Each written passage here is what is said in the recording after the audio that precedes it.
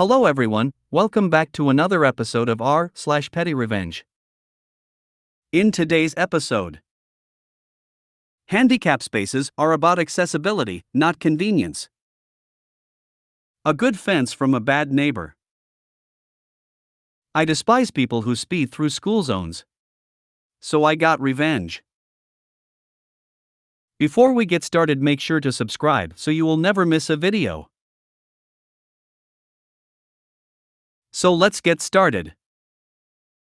Handicap spaces are about accessibility, not convenience.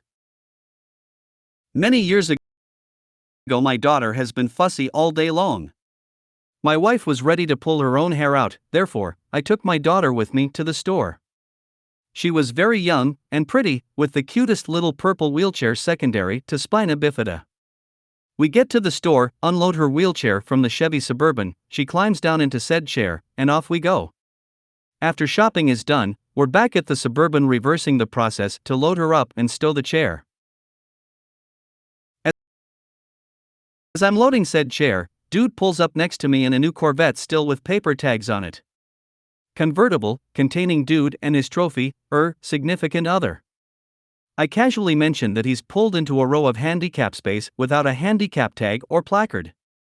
He says yeah, I know, and saunters off to shop with his so. Well, I'm a little pissed at this moment, but don't want to do damage to such a beautiful car. Then, an evil thought enters my brain.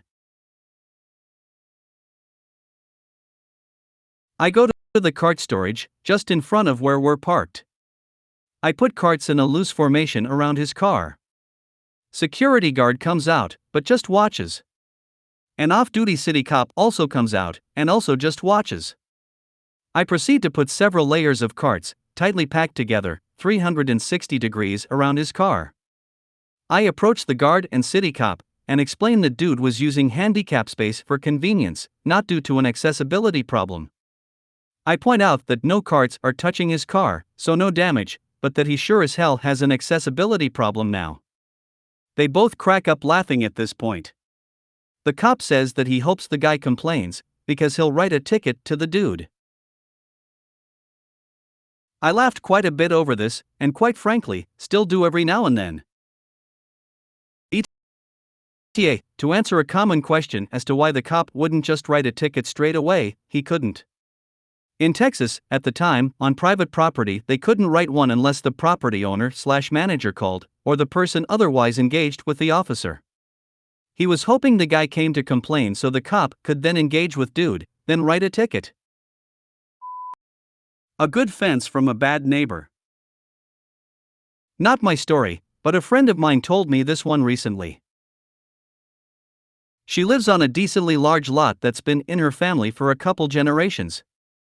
It used to be outskirts farmland, but development has been encroaching for a while. Her house was built by her grandparents, and she bought it when they both passed. It's kind of old. It needs a ton of work. She's doing it a little at a time as she can afford it. A while ago, the lot next to her was bought by a developer. They cleared the land to dirt and some apartments or something are going up soon.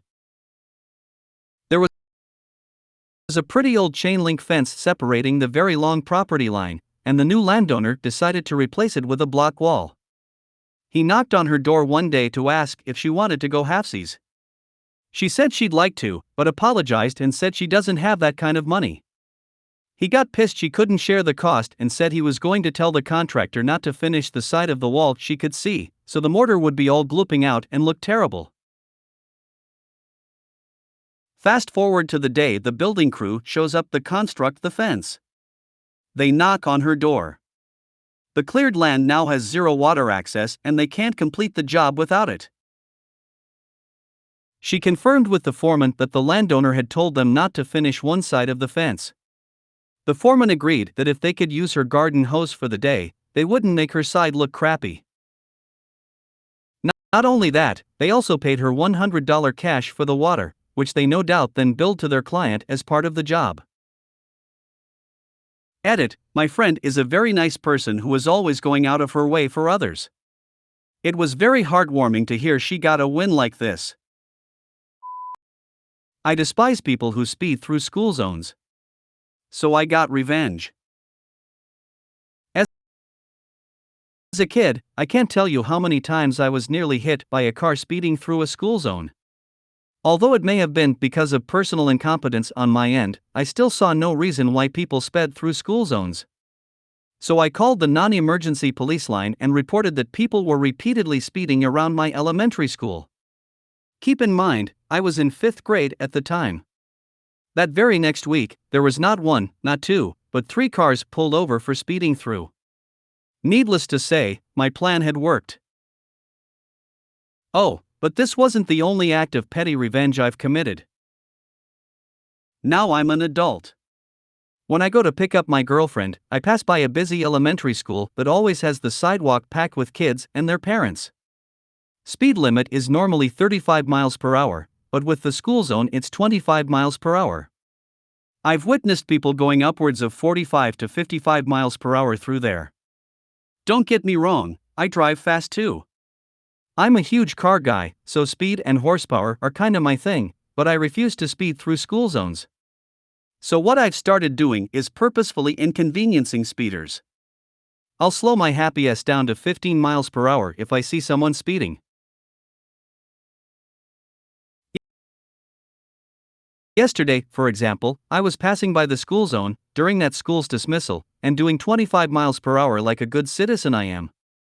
I see a very nice Corvette Z06 doing about 40 miles per hour behind me. They started tailgating me, so in spite, I slowed down to 15 miles per hour. I even stayed that speed past the school zone, and when I took my turn off the street, I was extraordinarily slow about it. I turned on my blinker, and about a block away from my turn, I started slowly applying the brake, going slower and slower and slower. He was continually flashing his headlights, honking his horn, etc., and I just sat there with a huge smile on my face. I heard him speed off, and all the only feeling I felt was pure joy and happiness. If you made it to the end of the video, thanks for watching. Don't forget to like, subscribe and share, and we will see you in the next video.